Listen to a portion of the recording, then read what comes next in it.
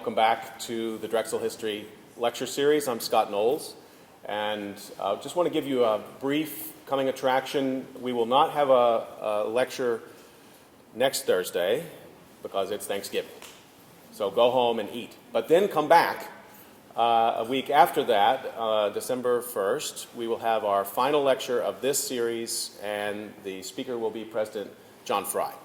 So we're really excited to have him talking about his contribution to the book and his vision of Drexel's history, but also we've asked him to give a sort of vision forward kind of talk.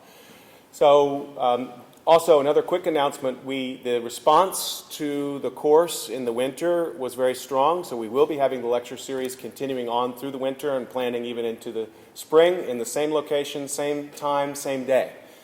So please keep Thursdays at noon available.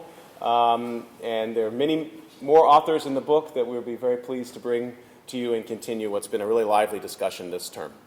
So I want to briefly introduce my two co-presenters today. They were my co-authors in the last chapter of the book. They were history majors, one of whom, Bucky Stanton, graduated last year, and the other, Jason Ludwig, is currently completing his master's degree in science, technology, and society. They won between them every award that we offer in the department.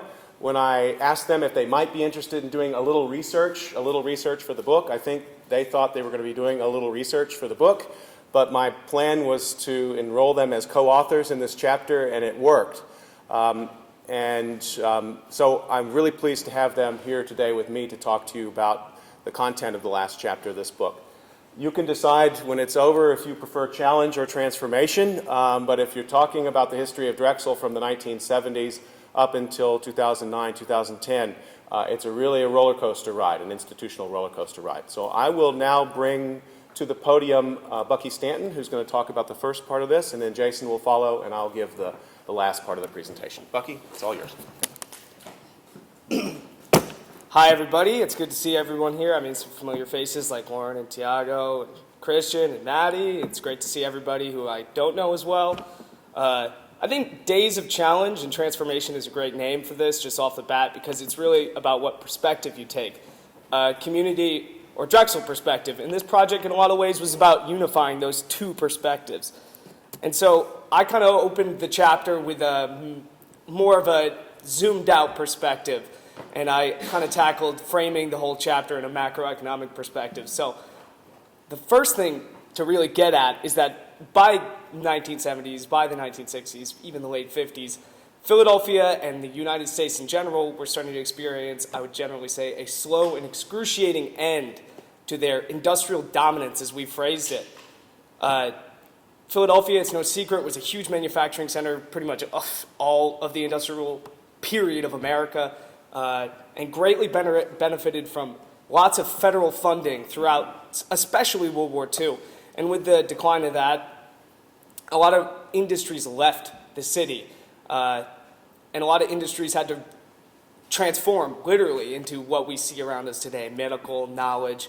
But the story of Drexel in this whole chapter really is what I describe as a cog without a machine. It found itself a technical school in an age where the technical school in the urban environment was not necessarily going to work like it used to, especially with the deindustrialization happening.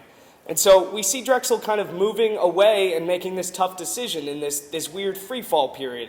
Do we stay what we know, or do we continue on as a university? And what is that going to take, and what is that going to require of the neighborhoods around us? And we'll see them in this chapter kind of debate whether to do this or that, and we'll see. So, just a snippet, if you'd like to read about from the chapter, and I'll read it out loud.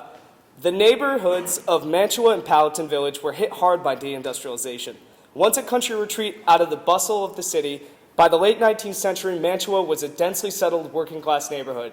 Population peaked at just over 19,000 people in 1950 and dropped by 9,600 by 2010. The neighborhood went from 46% to 87% African American between 1940 and 2010. In 2010, the poverty rate stood at 47%, and these numbers could easily describe neighborhoods from Baltimore to Philadelphia, Syracuse to St. Louis, through America's troubled years of deindustrialization and white flight to the suburbs. It's important to understand not the universality of this experience on the East Coast of the United States, but that, and I think in a move towards president events here, we see with Donald Trump and the failures of the DNC to connect these two narratives. This is a narrative very similar to much of the country, regardless of race. It just so happens that race is an important part of our story. So I like to show this. I found this for Professor Slayton. I don't know if she's here. This is they were trying to advertise for a kind of a basic science building where Maine is now, I think, if I remember correctly. But you can see the cog. They feel Drexel was a cog without a machine. And you can see how they thought about themselves as an institution generally, as a technical school, in this freefall period. You see over here, what do you have? Plenty of raw material, and they're equating students to raw material. Then they're equating, good operators of machines to staff. And then this building is the precision tool they need. And then you see at the end a top quality product. And so this is kind of the local, general, regional economy Drexel had worked itself into, supplying engineers with their wonderful staff and having good services, not services, buildings and educational facilities, so they could have top quality scientists and engineers go into the local economy and the regional economy. But Drexel found itself an increasingly outmoded technical school, producing well-trained but not trained for the future they were going towards group of engineers and scientists. And I think it's essential to really see how this is Drexel before the knowledge economy. Drexel as a technical school, Drexel Tech. And it's really an amazing primary source. And so how does Drexel kind of transform? It uses urban renewal, but use is a light word. Urban renewal should be seen as an intersection between kind of legally what the government wants to happen and what institutions can access that and how they can do that. And it's easy to see the word renewal as a renewing, but Drexel never really had the intention of renewing, more or less replacing parts of and Drexel wasn't alone in this. University City District was created, I think if I remember correctly, in the 40s, the early 40s, and it was a co-project between Penn and Drexel, but Drexel ended up, in our history, being more important, of course, because it's a Drexel perspective. There was a key building of the University City Science Center, which is right on Market, and that was in 1963. Very interesting protests happened to that because there was a confluence for the first time, I would say, if I remember correctly, the students and the community having a concern in which the students were protesting the supposed biological and chemical warfare research going there, and the community protested the expansion of Drexel.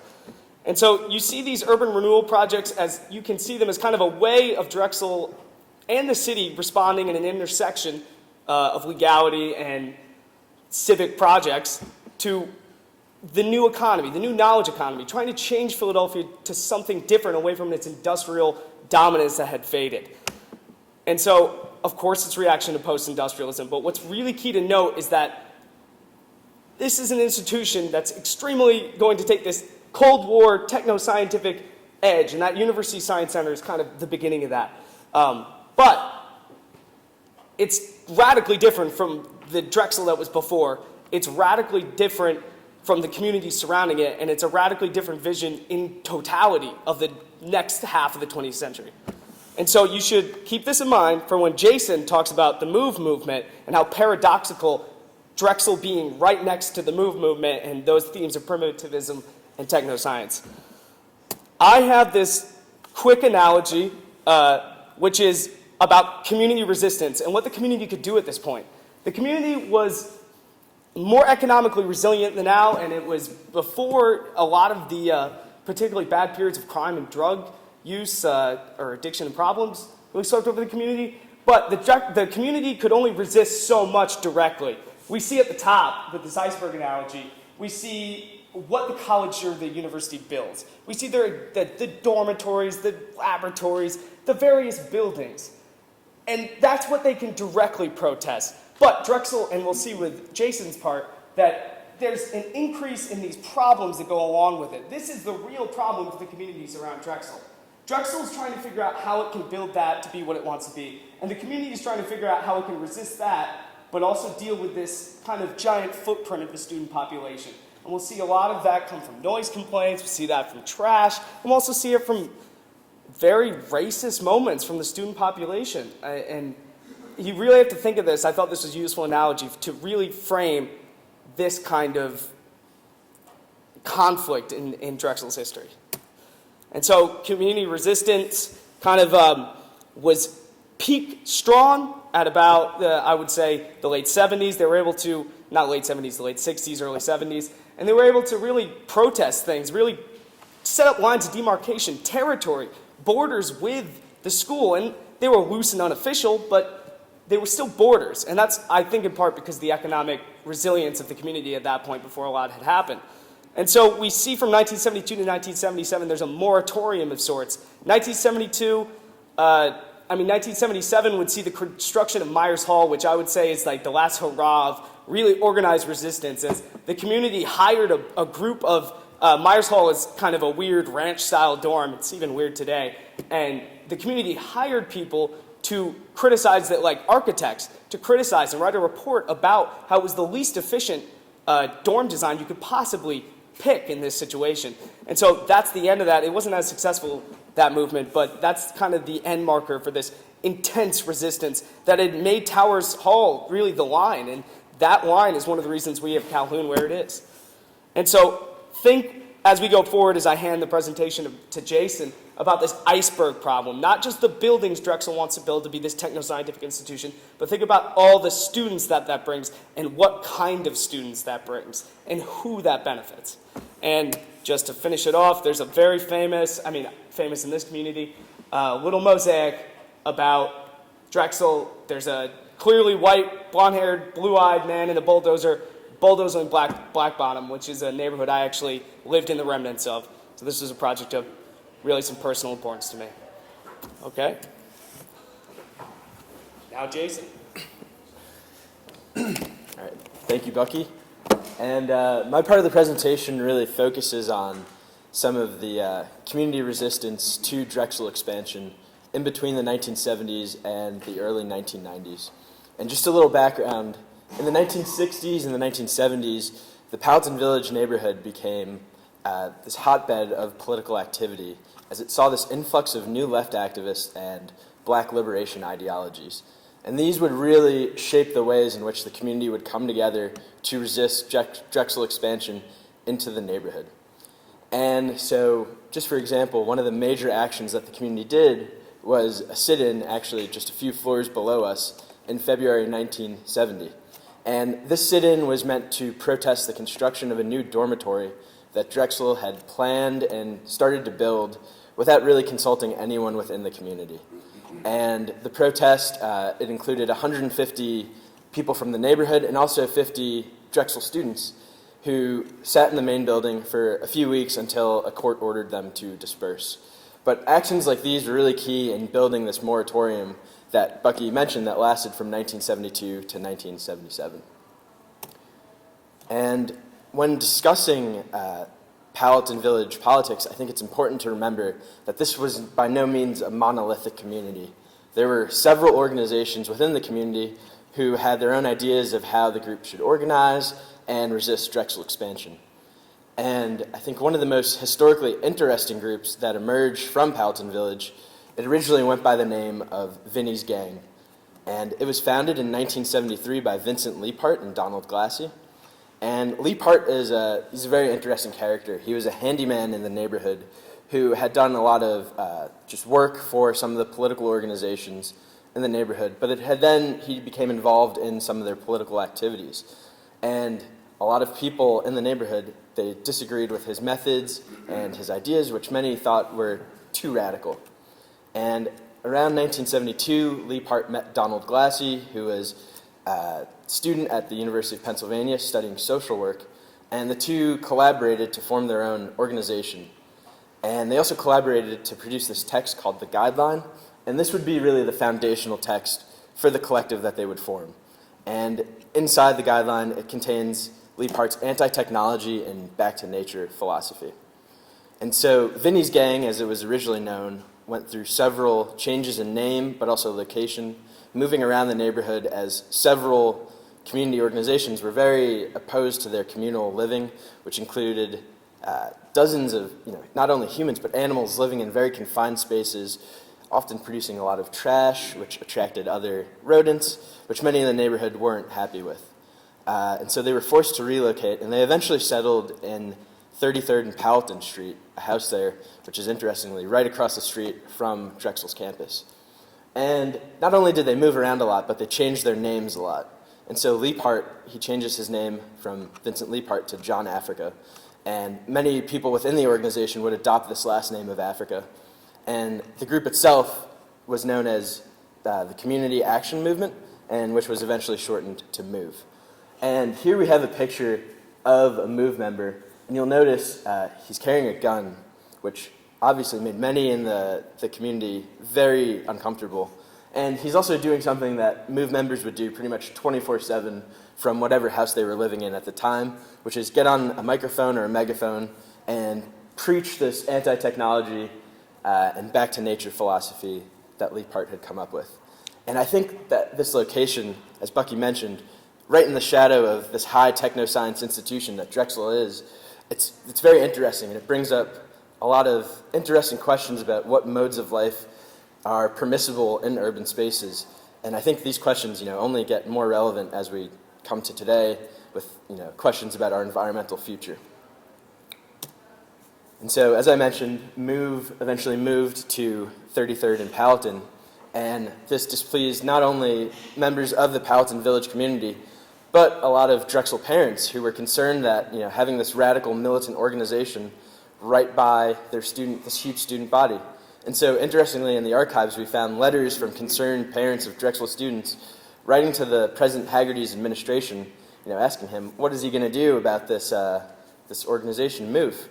And Haggerty was very reassuring, telling them that nothing bad would happen. And eventually something bad did happen. And this was a 1978 standoff that MOVE had with the police. And this standoff actually began in 1977, and it lasted for almost an entire year. And the police blockaded MOVE within that Powelton Street house. And what's interesting is there were fraternity houses that were behind that blockade and other student houses. And these students were forced to kind of get along with their regular schedule amidst all this craziness. And this standoff culminated in a shootout with the police in which one police officer lost his life and several members of MOVE and also just innocent people were injured. And MOVE eventually surrendered. A lot of them were arrested and sent to prison. And those that did remain relocated to a new house on Osage Avenue. And there, as many of you may or may not know, there's this very tragic moment in 1985 in which the Philadelphia Police Department actually bombed that house on Osage Avenue, killing 11 people, including 5 children, but also destroying many homes that were adjacent to the house. And there's been a real move in recent years to talk about this incident, which happened 30 years ago, because it really pertains to some issues that still face us today about urban space, race, and our police departments. And so after MOVE moved out of Powelton Village, there were still a lot of tense issues going on in the neighborhood.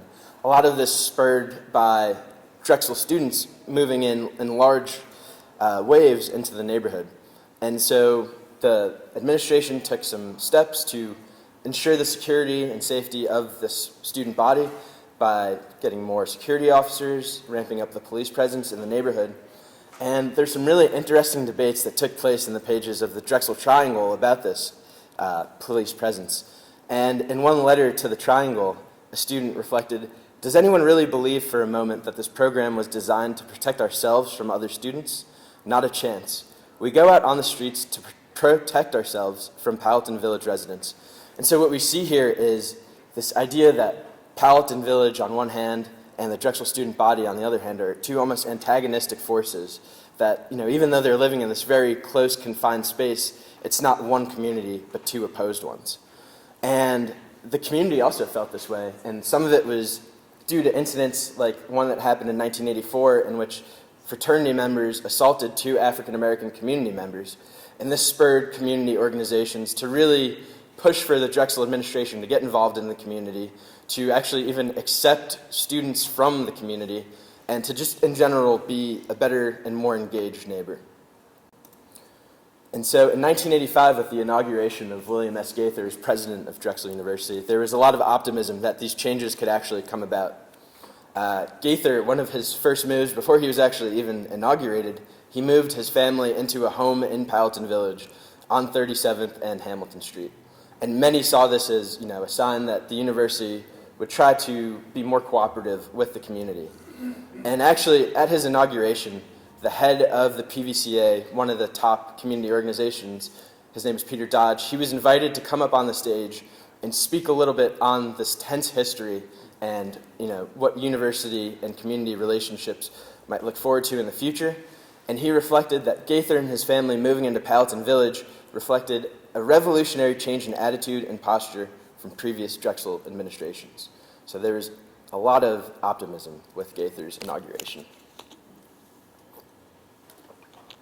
Unfortunately, this optimism was short-lived, as Gaither was soon embroiled in a sexual harassment scandal, which eventually led to his resignation.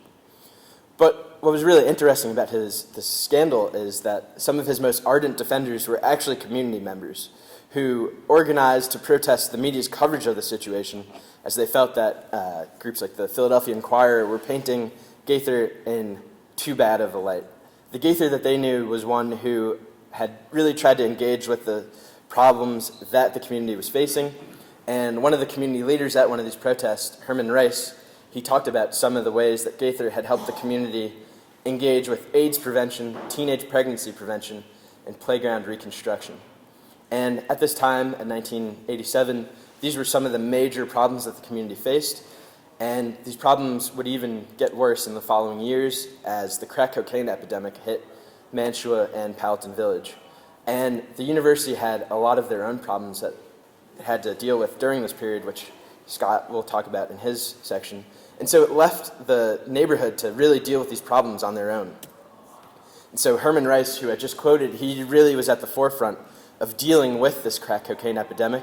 And in 1988, he founded an organization called Mantua Against Drugs, and their slogan was "Up with Hope, Down with Dope." And MAD, as it was known, they employed direct aggressive actions in what Rice framed as a battle to the death with the drug epidemic. And, Rice had some really interesting stories about the actions that he would take, which, involved taking a baseball bat into a crack house and just smashing any glass paraphernalia that he can find. And I think there's definitely a space to talk about, is this the correct or best way to deal with drug epidemics in a community? But at the time, this really reflected the nation's attitude towards dealing with the crack cocaine epidemic. And Rice became a national celebrity and even received a visit from President George H.W. Bush for his work. And, even today, he passed away in 2000, but his mural stands on 33rd and Haverford Street. And I'm going to turn this over to Dr. Knowles now to talk about the university's struggles during this period. Okay, thank you, Jason. Thank you, Bucky. So what we wanted to do with this was to not just tell two parallel stories, a story of a neighborhood and a story of an institution, but also try to explore ways that those histories in these difficult years for cities, particularly Philadelphia, to explore ways that those stories are intertwined. And, when the industrial economy is strong, then obviously the urban economy within which that resides is also going to be strong. And oftentimes the city's capacity, the municipal capacity, the capacity of neighborhoods, and the capacity of anchor institutions, places that have a long-standing investment in a neighborhood or in a city. And when they're all doing well, people are not maybe looking at the linkages among them. Everyone's just doing fine. Everyone's hiring. The streets are safe. The street lights work. There's no cracks in the sidewalk. But when pieces of that begin to fail, when the industrial macroeconomy begins to change and begins to decline, when the city's capacity to keep order in the streets declines, to keep the education system running at a high level declines, then there's this added pressure that's placed on anchor institutions. If anchor institutions are strong, then there are many examples where an anchor or one anchor, like a university or a hospital or a church, can actually really be sort of a lighthouse in the storm. But what happens when the anchor institution is also struggling? And I think that's the story of Mantua and Powelton Village in these years, in the 70s into the 80s into the 90s.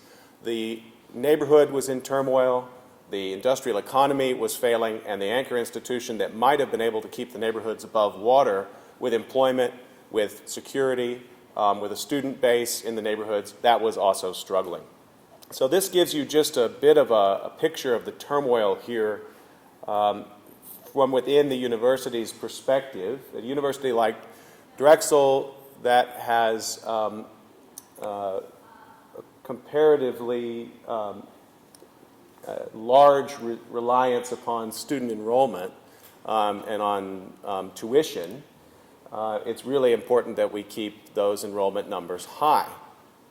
It does not have the endowment of a Harvard or a Yale. Drexel has always been much more of a tuition-driven enterprise, and that becomes important in times when we are relying on tuition and all of a sudden you start to see a decline in the student population. There's a book called When the Pot Boils by a former Drexel employee named David Paul, and it's if you're a Drexel history aficionado, which all of you are because you're sitting here taking this in, then I do encourage you to look at this book because it takes a very close analysis of what we've been talking about here this afternoon thus far.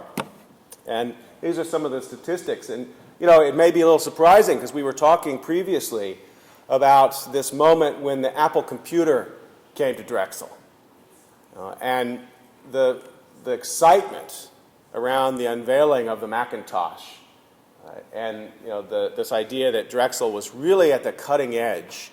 It had only relatively recently changed its name from an Institute of Technology to a university.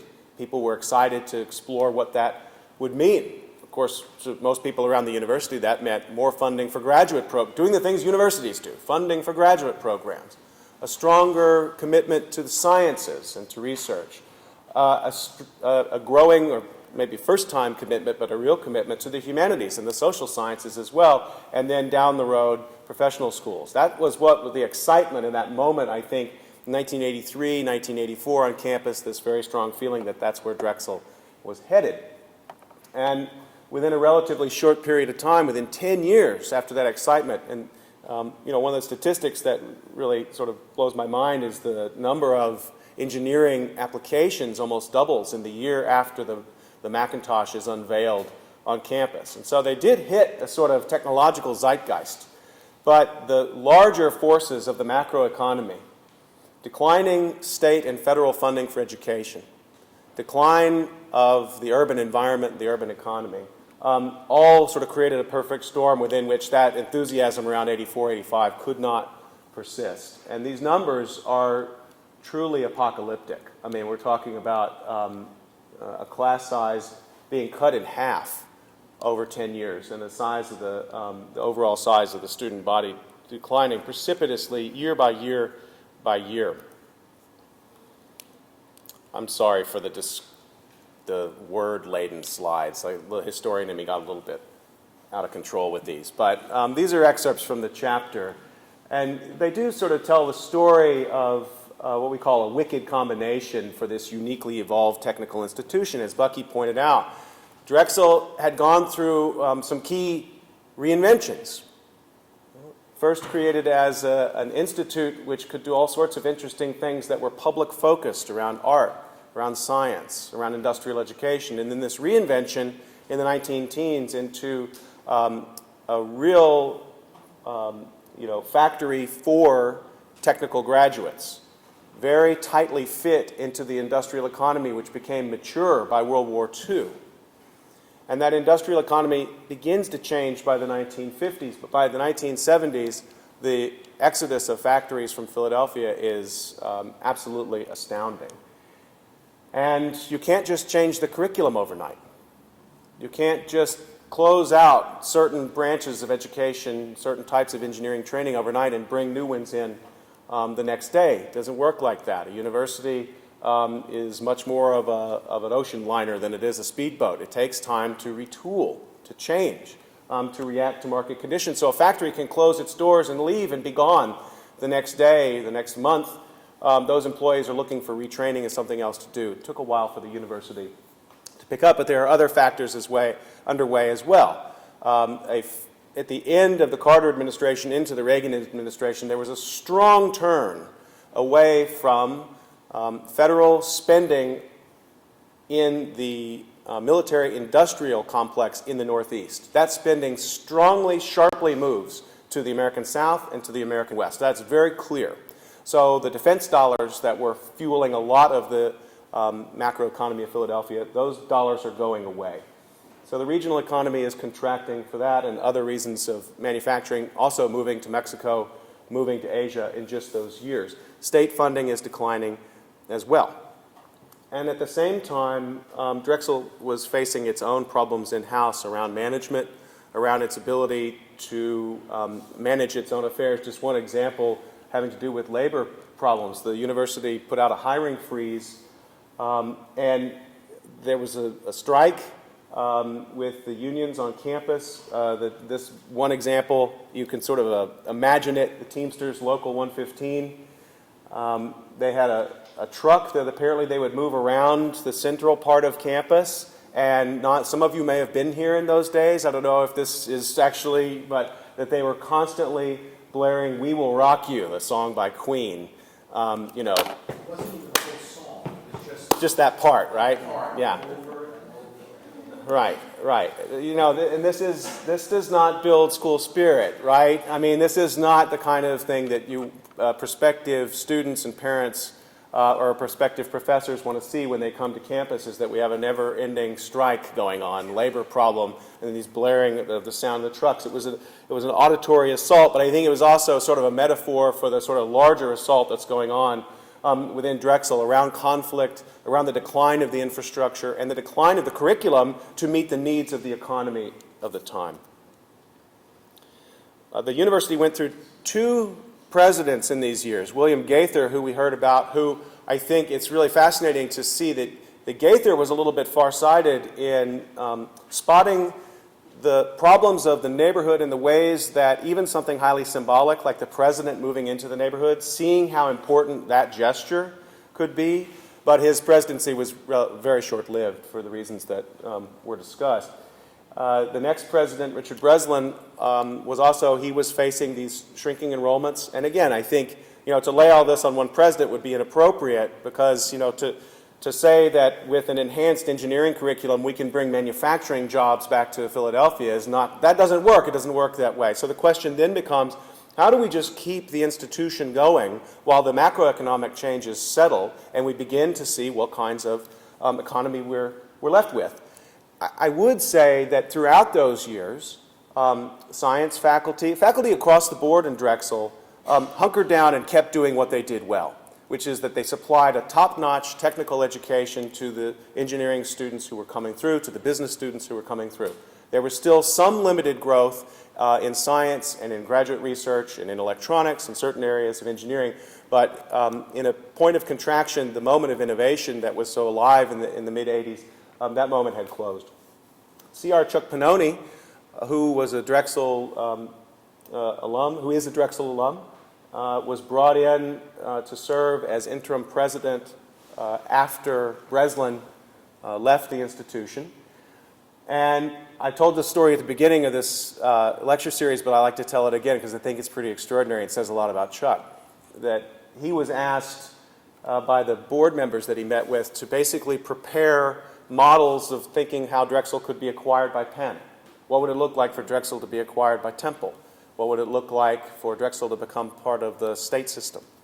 And he said, no, I'm not going to do that. And in fact, he just set about really trying to attack the management problems that he thought he could deal with within 1 year. First of all, let's get the truck blaring Queen off the street, okay? And he tells this very interesting story about how even so they had, because the student body had shrunk so rapidly and the professor base was shrinking. Interesting side note there. Many of the faculty at Drexel at that time also were not tenure track faculty. And so lots of faculty who were adjuncts or just contract employees just didn't have their contracts renewed. So the place started to thin out a bit. It started to get, I think, sort of eerily quiet at night. So the buildings were being closed. They were being closed. The air conditioning is being closed, shut off on the weekends. And Pannoni talks about walking around the campus and noticing that even the buildings that had been shut down, that job had been botched too. That water was leaking in. So even these assets that right now we're just going to shut off temporarily and we're going to imagine a time when we can reopen these buildings, that they were being ruined along the way. So he just took care of that kind of business. But I think the most important thing that he did was to lead the search for the next president of the institution. He had come into contact with Constantine Papadakis when Papadakis was the dean of engineering at the University of Cincinnati. Cincinnati, very much like Drexel, a cooperative education institution in an industrial city. Papadakis knew the same sort of urban economic problems that were being faced here in Philadelphia. He knew them at Cincinnati. He had done some quite innovative things at Cincinnati around online education. He was deeply invested in co-op.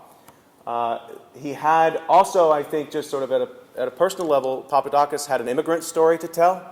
He'd immigrated to the United States in 1970. As he said, he was very halting command of the English language and a suitcase. That's basically what he had. And I think, I wasn't at those meetings, but one can imagine, and if you knew him, you did know, he was quite good at telling a narrative, telling a story, a compelling story of why he was the right person to lead and what his vision was going to be. And so he spoke the language that a lot of Drexel alumni and a lot of people associated with Drexel spoke, that this was an institution of social uplift, social mobility. It had technical competency. It was open to immigrants. And of course, we know that goes deep into the history of Drexel. And that's the story that he told. He got the job. There was an interview with him that our colleague Paula Cohen did. She's did a couple of lengthy interviews with him on the Drexel Interview. If you're interested to see those, to actually see Talkie and listen to Talkie, I encourage you to go just Google Drexel Interview Papadakis, and those will come up on YouTube. They're fascinating to watch. I transcribed part of them for this chapter. And he talks about his process as he thought about what was going on at Drexel and how he could turn it around. And he went back and looked at the history. I love that. Right? And what did he find? He found that Drexel was being discussed in the same breath with MIT in the 1950s. That particularly as an institution that was turning out engineers who could fit into the new military-industrial economy, Drexel was succeeding. And so he wanted to try to recapture that. He knew that Drexel had 8,500 full-time undergraduate students in the 80s. And then over this 10-year period, there has been this absolute collapse. And of course, he knew all of the forces that we've been discussing as to what had led to that. He then, I've excised much of what he said just for this last part. He then starts to talk about all of his ideas. And there's this moment as sort of the interviewer is kind of like, don't you think this is a lot? And he said, I will never stop. And if you knew Talkie, you knew that was true. But this was his priority list. His priority list was an interesting one. It was 3 parts. And it was basically to refocus, to tell the story of Drexel better around these 3 key areas. One is that it's committed to technology, broadly defined. So if there's technological change going on, we're part of that. And that's interesting, because the previous commitment to technology had been very much about servicing a set industrial technology base. Papadakis is suggesting we're just in the technology business. We are in the innovation business. So if you're looking for somebody who can be at the cutting edge of technology, look to Drexel. Could we back that up in 1995? I'm not so sure, but he asserted it. Also, the co-op. He said the co-op is the core. It's the core value proposition of why someone comes to Drexel. He did something counterintuitive, which I'll talk about in a minute, around the co-op. And then the third thing is Philadelphia. In 1995, to come out and say, come to urban America for higher education, right? That sort of flies a bit in the face of the reality of the story we've just heard and we've just seen. American cities are falling apart. They didn't just rebuild themselves overnight. They still haven't. But here's Papadakis saying, actually, Philadelphia is one of our strong points. We have to assert what it is about Philadelphia that makes it a defining feature of what the education will be. What are the atmospherics around being in the urban space that are important? And I remember when I first came, sidebar, when I first came to Drexel, Drexel in those years was continually being rated among the ugliest universities in America. But Papadakis had a take on that, and he was channeling Anthony Drexel in his take, which is, if you're coming to Drexel to play sand volleyball, this is the wrong place. We don't have a campus like the University of Texas or Ohio State. We are an urban campus. We have always been in the center of the action. If you want to know why you come to Drexel, you walk out the front door of the main building, you turn left, you walk east, and you go into that city and you get a job. And so the value proposition of Philadelphia and the co-op with this focus on emerging technology, that's what he was talking about. Now, what sort of shapes that took was quite interesting. Online education. He brought his emphasis on that from Cincinnati here. He incentivized deans to bring online education centrally into their curricula by allowing them to keep a large share of the revenue that was generated by those programs. He brought a sort of a hard-nosed management philosophy to Drexel, maybe one that some found was a little bit out of step with the academic culture. He did not like long meetings with the faculty senate. He would meet with faculty members on a regular basis, but he was pretty famous around campus and actually was served with multiple grievances from the faculty senate on this, that he didn't deliberate enough. But he actually pointed out in an article, he made the cover of the Wall Street Journal as being this sort of like, I'm going to run the university like a business. He said, I just don't really, in the amount of time it would take me to go through this whole process of talking to the faculty, I'll have a new college built, right? He also, I think, for those who are in university communications in the room, university communications in those days before Papadakis was a branch of institutional advancement. He said, I'm going to move that directly into the president's office. We need to actually communicate much more effectively to the outside world. We need to have presidents of the United States coming to our campus. We need to be focused on our state and municipal leadership, as well as to prospective students and parents and everyone else. And then the growth began. I said there was something counterintuitive about the co-op. The promise of the co-op had always been that you could fund your education through the co-op. The students who are in the room know that that's no longer the model. Papadakis believed that counterintuitively we were undercharging for a Drexel education. That in fact, to be taken seriously by students who were also considering NYU and Carnegie Mellon, we had to move our tuition up. Not quite to that level, but he started pushing the level of the tuition up, he said, till I would reach a point where I would learn what the market would bear. And so a Drexel education became more expensive, and you might think that's really not going to work. The university has shrunk to half its size, but in fact it absolutely worked. I'm no economist, so I cannot explain the psychology of that, but it did. And then he began to grow. School of Education in 1997, School of Biomedical Engineering, 1997, Environmental Science, 1997. The Pennoni Honors College is founded in 2003, which had grown out of the out of an honors program led by Mark Greenberg, who's going to speak to us about this in the winter series. And then the most important acquisition is Drexel's involvement with the Allegheny University health system, in which Drexel acquires a medical school, a college of nursing and health professions, which is now the largest in the state, and a public health school.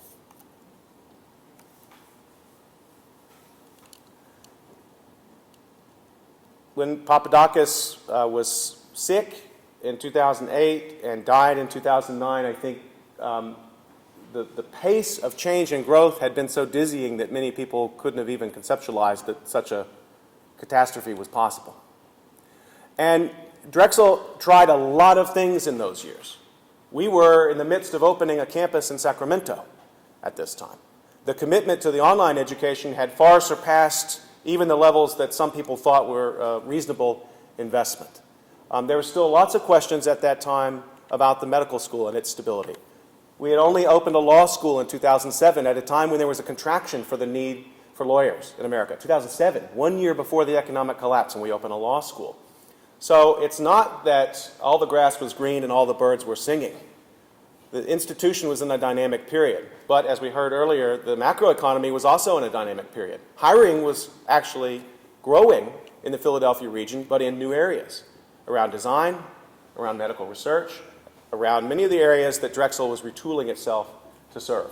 And the co-op, the investment in co-op, the investment in technology, the investment in telling a better story about what Drexel is, about what its history means and how we stretch that into the future, and that being in Philadelphia was an advantage, not a disadvantage. Those were all things that paid off, ultimately. Next week, we're going to hear about the next transformation. As Papadakis' era ends and President Fry comes in, President Fry, we find a moment where that intersection of the university and the neighborhood comes back together. The university, by 2009, is now able to be a much stronger anchor. In a 30-year period when it could not be much of an anchor for a neighborhood that's in distress, by the late part of the first decade of the 21st century, Drexel is able to be an anchor. And President Fry comes in with that as his sort of central argument that Drexel will become the most civically engaged university in the United States. He says that in his inaugural convocation speech. I will let him explore that with you next week. So we'll stop there. We have time for a couple of questions, and thank you again for coming today.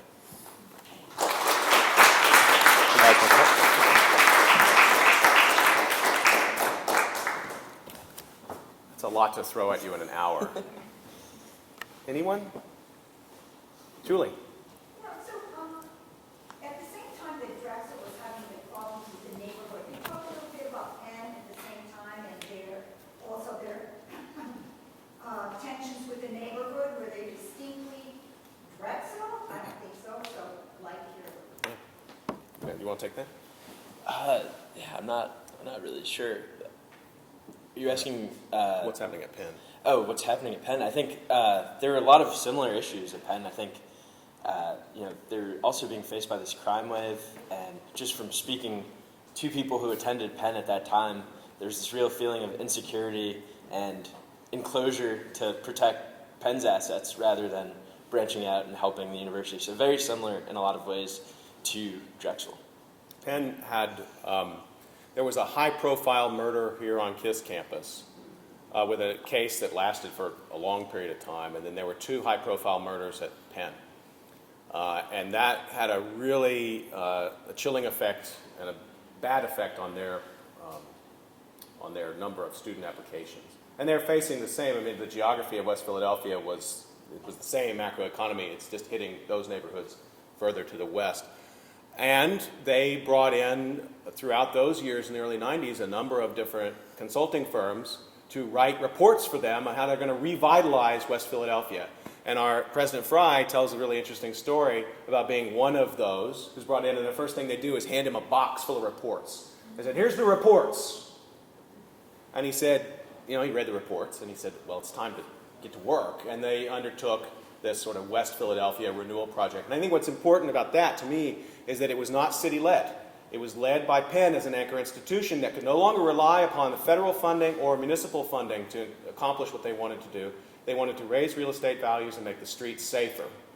And they undertook it through public-private partnerships. The city was a partner, but Penn was leading. And I think it's no mistake that when President Fry came here, he already knew these neighborhoods and that strategy, and that's, of course, exactly what he's enacted. Yeah. Just one historical conceptual bit on the whole Penn and Drexel. It's interesting to see them in the University City District together because their foundings are much different. The city grows around Penn in many ways. Drexel places itself, though, here. And I think that's one of the neighborhoods that you see kind of below that, it was called petrification, that was the common term, that Penn dealt with were, if I remember correctly, less well off in their founding than Mantua and Paladin. Mantua and Paladin were upper class, middle class, not middle class neighborhoods, working neighborhoods, but still economically resilient. And the neighborhood difference combined with when they were founded, to me, makes a huge conceptual difference for, okay, Penn was this giant private institution that had been accumulating money and endowment and prestige and city reputation and national reputation for hundreds of years at this point. And Drexel is at the same time as Penn's reflecting and being like, oh, we can do this, we can do our thing, we have our way. Drexel is figuring out if it wants to be a technical school or not. So the difference in priorities, I think, really can really outline them and how they approach the situation. Why don't we get one more question in? Yes.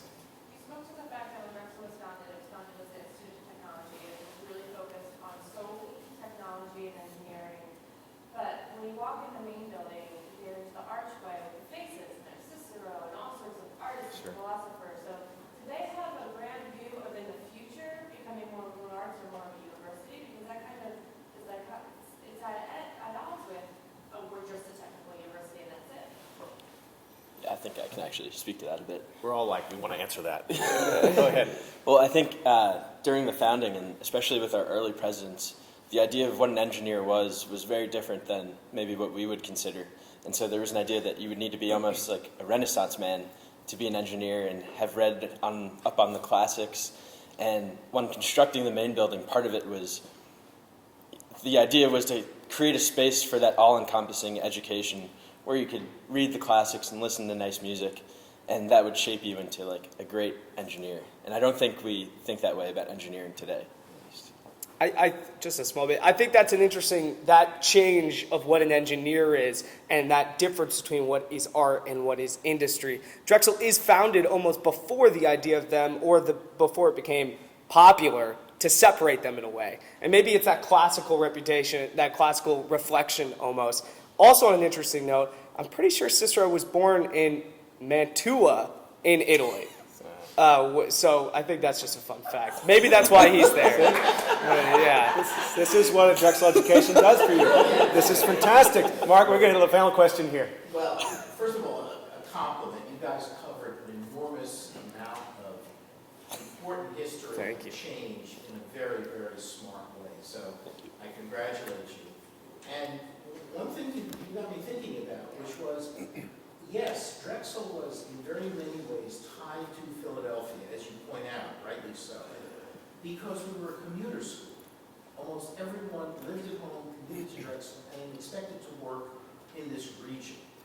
But if you think about Drexel in the late 80s through the 90s and then beyond, we built all these dorms, more students began to live on campus, both on campus and in the surrounding areas, as you point out. And that decoupling of Drexel from Philadelphia meant that, just like students go to New Haven, Connecticut to go to Yale, not many are going to stay there, even or to Cambridge or to Berkeley, or you name the great locations of the great universities in the country. And it's because they're not commuter schools, they're residential campuses. And when we made that move, I think that in a way, while we still think of Philadelphia, especially now with the vibrancy of the city, as an advantage, it liberates us from students needing to think of, well, I'll go to Drexel and I need to find a job in Philadelphia, which is why we have lots of Drexel alums in California with all the tech and aerospace defense is work there. I think in some ways that was the gamble of the transition to the university. And that was actually the provocative of so much of the neighborhood discord, was that if we're going to really grow into being a university, we have to be residential. We have to also do things residential students might do. They might not be coming here for engineering. They might be coming here to study English or history or languages or something else. And so, but that transition was a really hard one. Just building the dorms at the height of the urban renewal crisis, and then having the infrastructure underway when then the university starts to shrink. So now we have these buildings we don't need. One can imagine a sort of 20-year period where every time the chief, the administrators make a set of plans, they're like, they keep changing the rules on us, right? And then finally, the university grew into that, I think. But it's been a long transition into that, what we call a university, I think.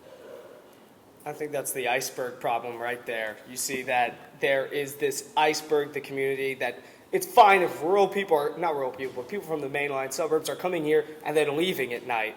Fine, no conflict. In West Philly, we see pictures, we have pictures in the book. It's like a parking lot, basically, before Drexel kind of makes this, before this change we're describing. And then that iceberg of what comes with the buildings, it makes urban life hell. Parking, housing, everything becomes an issue that was not an issue before. And Drexel even to this day, I would argue, thematically has not quite figured out how to change that perspective. I think we'll leave it with that. We're out of time, but we'll hang out and visit with anyone else. Thanks again for coming, and please come in 2 weeks. Thank you. Okay, great job, guys. You earned your lunch.